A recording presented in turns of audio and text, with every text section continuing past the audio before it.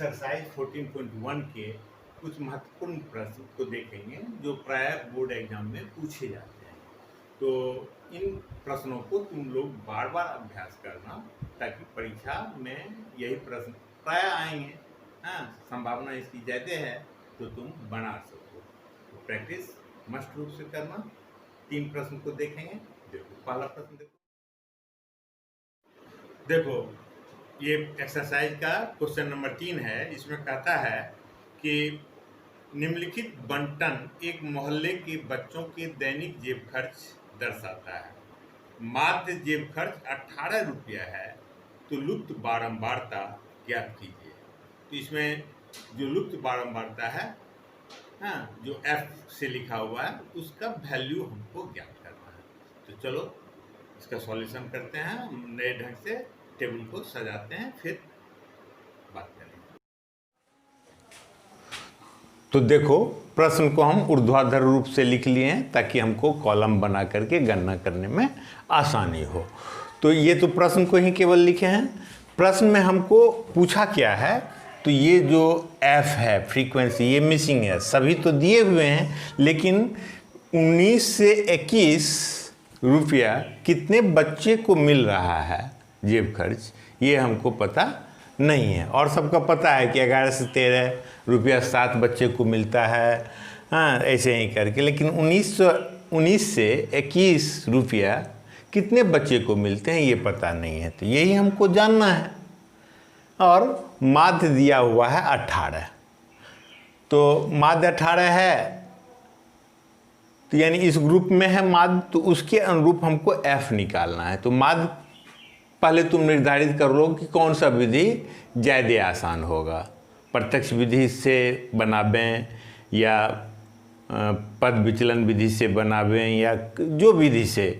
तो तुमको उस स्थिति में जब हम चुन लेंगे तो चुनने का आधार क्या होता है कि FI और XI, अभी कॉलम जो बनाएंगे माध्य बनाने के लिए XI चाहिए, तो XI और FI का गुणनफल क्या होगा। तो चलो सबसे पहले हमको माध्य कोई भी तरीके से बनाना हो लेकिन उसमें वर्ग चिन्ह, ठीक है, वर्ग चिन्ह यानी XI तो जानना ही होता है, ठीक है। इसको जाने बिना तो कोई उपाय नहीं है। तो हम पहले इसको जान लेते हैं ये हैं क्या। हाँ, तो क्या करते थे हम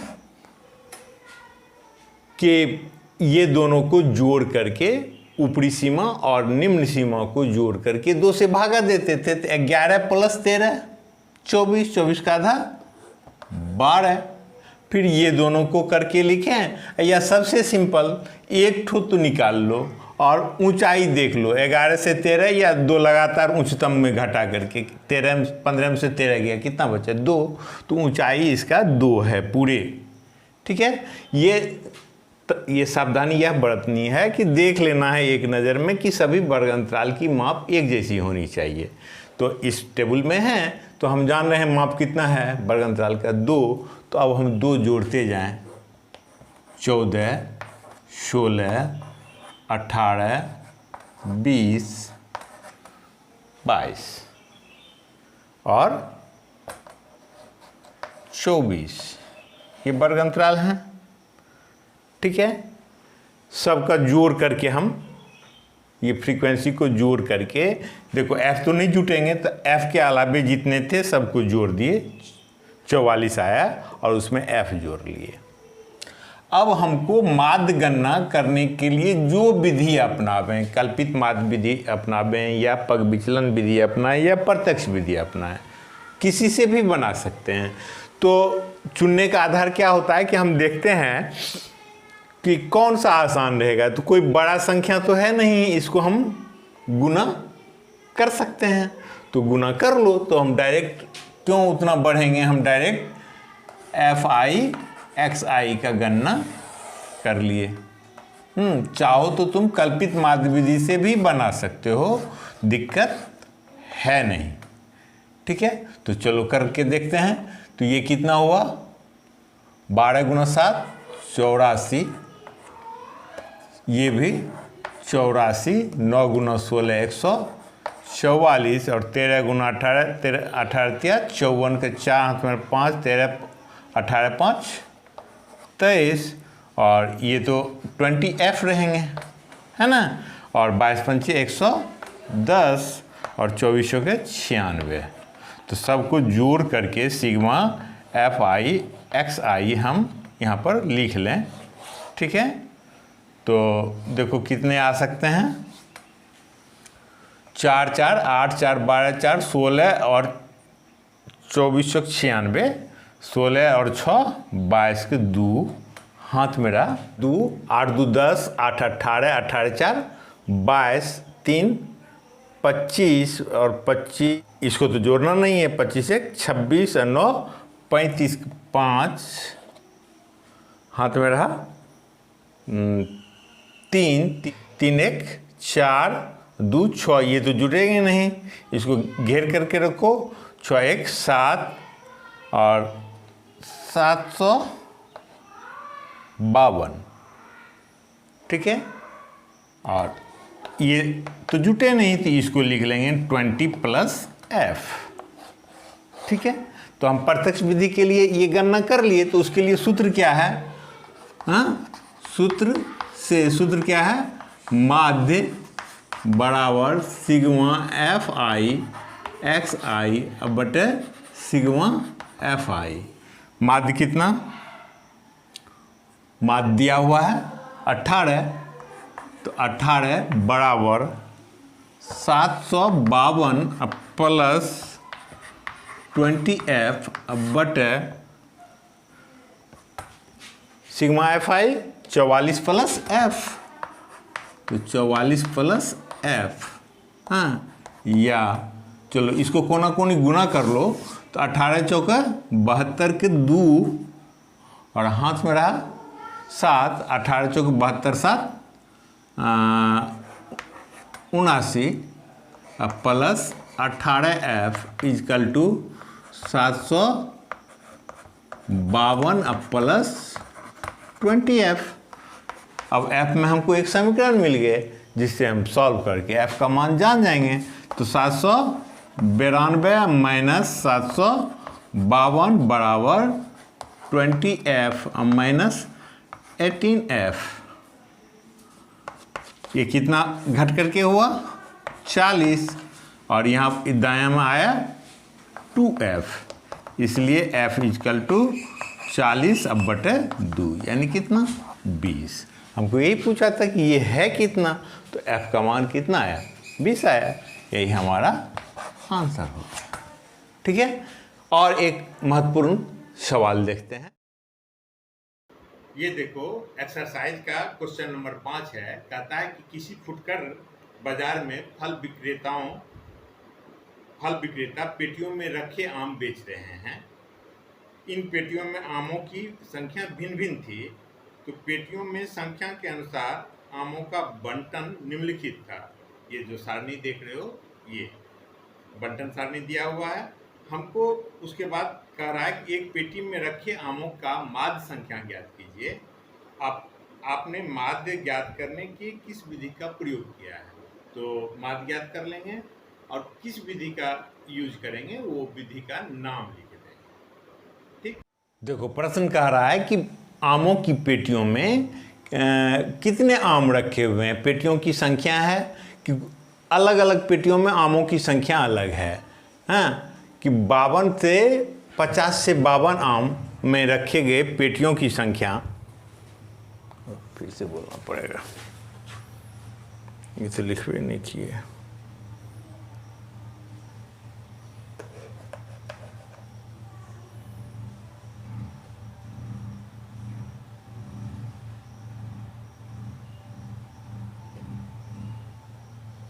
पंद्रह 110 135 115 और 25।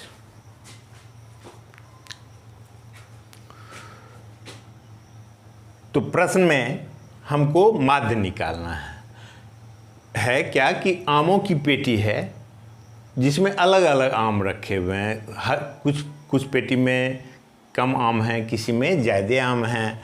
हाँ, तो ऐसे पेटी जिसमें 50 से 52 आम हैं, वैसे पेटियों की संख्या कितनी है? 15।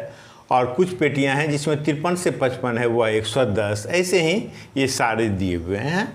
हाँ, हमको क्या निकालना है? औसत माध्य निकालना है इसका, कि एक पेटी में औसत कितना आम रखे हुए हैं, यानी इसका माध्य निकालना है।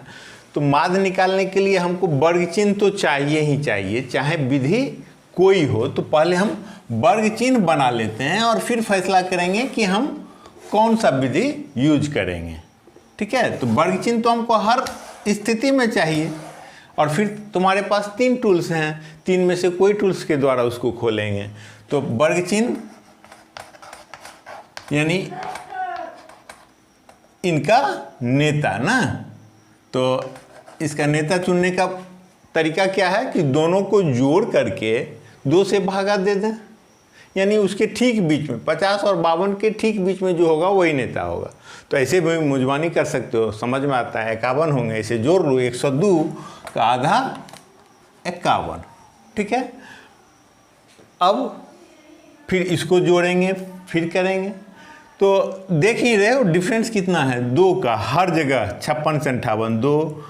हाँ, तो कितना हुआ उसका आधा? 2 का आधा 1। तो निम्न में 1 जोड़ते चले जाएं, कितना हुआ? 54, हाँ 57, 60 और 63। या दूसरा और तरीका क्या हो सकते हैं कि इसकी ऊंचाई 2 उच्चतम को घटा करके हम मालूम किए कितना है? 3। तो इसमें देखो 3 जोड़ देंगे, 51 3 54, 54 3 57, हाँ 57 3 60 और 3 63। तो ये तो हमको करने ही हैं वर्ग चिन्ह, ये 3 तो आवश्यक हैं।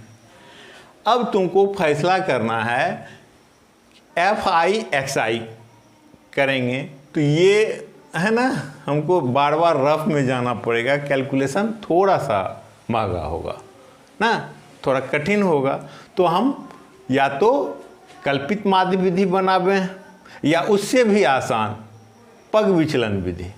ठीक है, देखो परीक्षा में या तो कोई विधि का वर्णन नहीं रहेगा, या परीक्षा में जो प्रश्न पूछते हैं तो उसमें हो सकता है लिखा हुआ दे दे कि पग विचलन विधि के द्वारा बनावें, यानी पग विचलन विधि को सीखना ज़्यादा महत्वपूर्ण है।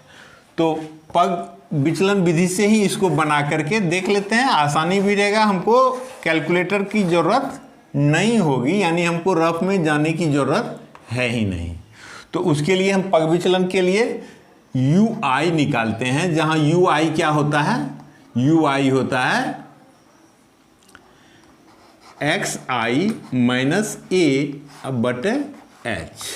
हाँ, ये तो हम लोग जान चुके हैं। ये XI क्या है? तो XI तो ये है, उसमें A क्या है? तो जो माध्य हम पहले से डिक्लेयर कर देंगे। ठीक है, और H वर्ग अंतराल की ऊंचाई। यहाँ पर कितना है? देखो 50 में से 52 घटा, 52 में से 50 घटाते हैं 2 ही आते हैं, है ना, लेकिन इसकी ऊंचाई 3 है। आखिर यहाँ से घटाते हैं 55 में से 52, 3 आते हैं, लेकिन 52 में से 50 घटाते हैं तो 2 ही आते हैं। अंत क्यों आ रहे हैं?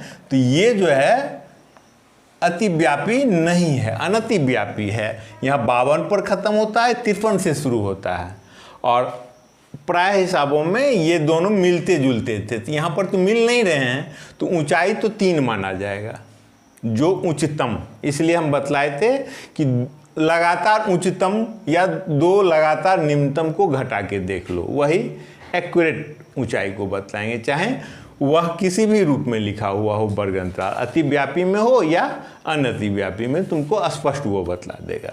तो H हम जान रहे हैं 3। ठीक है, XI इस वैल्यू में से कोई है, A। अब जिसको हम घोषित कर दें, तो घोषित करने के लिए हम किसी को भी कर सकते हैं, लेकिन व्यवहारिक में जो हमको समस्या सॉल्व करने में आसानी होगा वह क्या होगा कि ठीक बीच में जो हो। तो यहाँ पर 1 2 3 4 5 गो है, तो 5 का यानी 2 उधर छोड़ दें, ऊपर छोड़ दें, 2 नीचे छोड़ दें, बीच में आ गए 57। तो यही हो गया, 57 को हम घोषित कर दिए ए। ठीक है, लिख दो यहाँ पर, माना ए इजकल टू 57। तो ए हो गया 57। अब हम इसको घटा करके लिखते जाएं, ठीक है, लेकिन उतना माथापच्ची, ये सूत्र लिख दो, माथापच्ची नहीं करना है। जहाँ पर ए लिखे वहाँ पर सुनना, ऊपर पर -1 -2 और रहता तो -3 -4 -5 ऐसे बढ़ते जाते, और नीचे में 1 2। बहुत आसान है स्टेप डेविएशन, है ना, कुछ करना ही नहीं है। तुम जिसको घोषित किया उसके सामने में 0 लिखो, ऊपर की तरफ ऋणात्मक पूर्णांक लिख दो, और नीचे में धनात्मक पूर्णांक बढ़ते क्रम में लिखते जाओ। ये ऐसे सोचो, संख्या रेखा था 0 -1 -2 -3 -4 जहाँ तक रहता, और ये ऐसे ही बढ़ते जाएंगे, बात खत्म। अब क्या करना है कि UI/FI करेंगे, तो अब तो 2 से 1 से गुना करना है, तो बहुत आसान हो गया। हाँ, तो UI/FI, ठीक है, FI UI लिखो, UI क्रम एक ही, 2 गुना 3 करें, 3 गुना 2 करें, कोई अंतर नहीं आते हैं। तो अब चलो करते हैं, 15 गुना 2 कितना हुआ, -30। 110 गुना -1 -110, ठीक है। 135 गुना 0 0, 115 गुना 1 115, और 25 गुना 2 50 आ गए। ठीक, अब हमको इसका सम करना है, जोड़ना है। तो सिग्मा FI UI यानी सबका जोड़, तो धनात्मक मान को जोड़ लें और ऋणात्मक मान को जोड़ लें। तो ये 50 और 115 कितना हुए, 165। घटाओ, ऋणात्मक को जोड़ो, 140, घट करके कितना हो गए, 25। तो इसका वैल्यू आ गया 25। ये धनात्मक है, धनात्मक है, यानी हम जो 57 माने थे वह थोड़ा कम मान लिए। ठीक है, तो 57 से अधिक आएंगे, तो सूत्र में आप व्यवहार करें। ठीक है, तो यहां पर दे सकते हो, पग विचलन विधि लिख दो और सूत्र लिखो। सूत्र से क्या कहते हैं, माध्य को हम x बार से सूचित करते हैं। तो माध्य बराबर क्या होते हैं, a plus sigma FI UI बटे सिग्मा FI। पुट करो, a कितना माने थे, 57, प्लस ये कितना आया 25, और ये कितना आया FI। तो FI तो अभी तक निकाले नहीं हम लोग, तो FI को यहाँ पर कैलकुलेट करके लिखो। 5 5 10, 5 15, 5 20 के शून्य हाथ में रहा, 2 2 1 3 1 4 3 7 1 8 2 10 के शून्य, हाथ में रहा, 1 1 1 2 1 3 1 4। तो ये आया 400, तो इसके नीचे में दे दो 400 और गुना h करना है। यहाँ h छूट गया जी, ये ऐसे h ऐसे लिखना है। तो पग विचलन विधि में UI में h डिवाइड किए हैं, तो h को हमको गुना करना ही पड़ेगा, तब शुद्धता आएंगे। तो h कितना है, देखो 2 उच्चतम में से घटा करके देख लिए, h है यहाँ पर 3। ठीक है, तो इसको सॉल्व करो। 57 जोड़, ये देखो ये तो 16 मरतबे में कट गया, 3/16। तो 3 में 16 से डिवाइड करेंगे तो 0 देंगे, दशमलव दे दिए, 30 हो गया, 16 का ही 16 बचा कितना, 14 14 पर 0 40। तो 40, तो 16 85, 16 96, 16 7 72 से 16 8 28 से 8 मरतबे में आया 128। 16 को 8 बार में पढ़ेंगे तो 128 आएगा, बच गए 12 और यहाँ पर 120 7।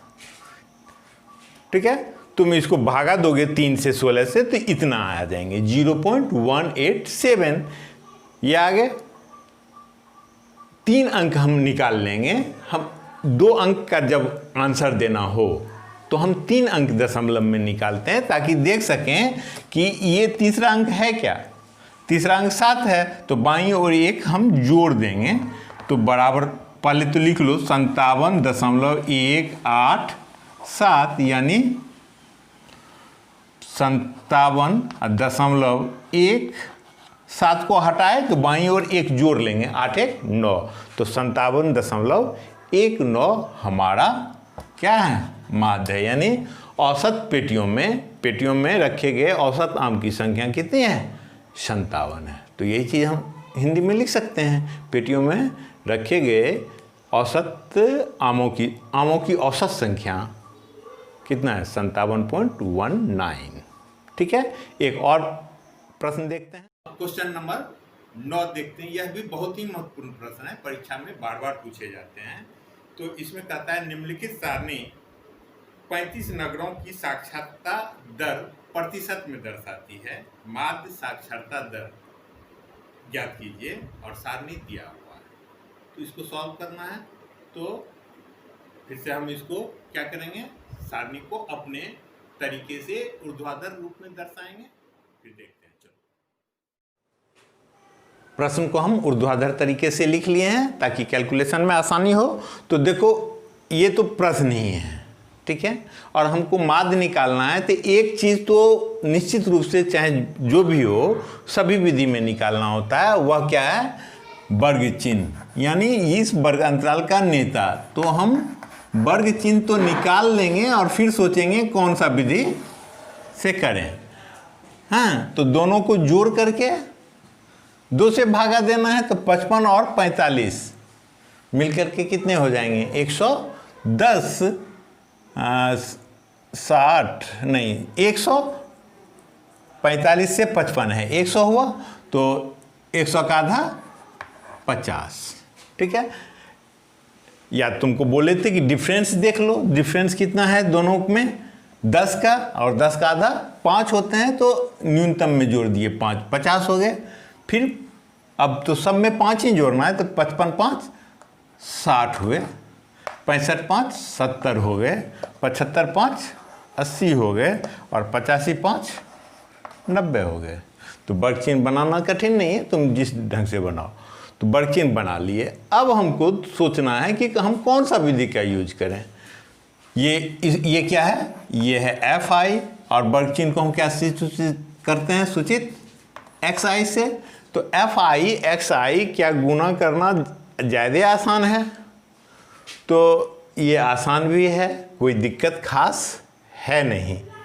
ठीक है, तो तुम गुना करके डायरेक्ट FI XI करके निकाल लो और प्रत्यक्ष विधि से बना लो। ठीक है, लेकिन चूंकि परीक्षा में कभी कभी स्टेप डेविएशन दे देता है कि इस विधि को स्टेप डेविएशन से बनाओ, तो प्रत्यक्ष विधि से तो तुम खुद बना सकते हो। ठीक है, स्टेप डेविएशन को एक बार फिर से रिवाइज कर लेते हैं, तरीका भी रिवाइज हो जाएगा। तो हम केवल ऊपर पर स्टेप डेविएशन में सूत्र लिख देते हैं, UI = XI - A अब बटे H। ठीक है, और ये सूत्र लिख दिए। उसके बाद बहुत दिमाग लगाना नहीं है, ठीक बीच में जो होंगे उसको हम A घोषित, एज्यूम्ड मीन, कल्पित माध्य। ठीक है, तो ये वर्ग चिन्ह में से ही करेंगे ना, तो क्या गो है, 1 2 3 4 5, 2 ऊपर छोड़ दो, 2 नीचे छोड़ दो, तो ये 70 को हम A एज्यूम्ड मीन, तो माना A = 70। और अब कुछ नहीं करना है, ए जिसको एज्यूम्ड घोषित किए उसके सामने में 0, ऊपर पर -1 -2 -3 ऋणात्मक है, नीचे में धनात्मक। हाँ, तो +1 तो चिन्ह देने की ज़रूरत नहीं है, 2 कर दिए। और एक कॉलम केवल हमको इसका गुणनफल का चाहिए, है ना।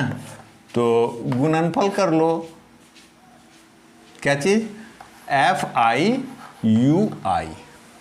UI जो निकाले अब इसमें गुना करो। देखो इसलिए करते हैं कि हमको कोई कैलकुलेशन में दिक्कत ही नहीं होती। अब 2 से गुना करना है, 3 दूनी 6, तो -6, 10 में से 1 गुना किए तो -10, ये तो शून्य हो गया।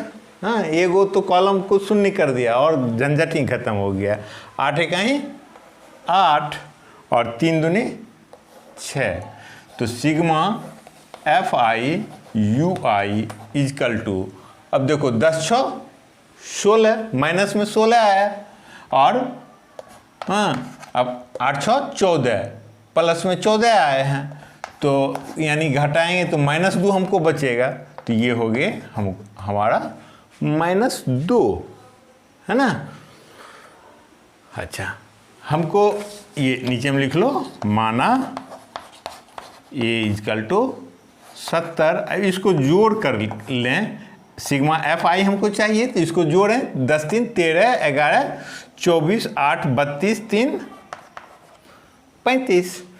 तो अब हमको सब चीज़ मालूम हो गए, है ना। तो हम माध्य का कैलकुलेशन कर लें।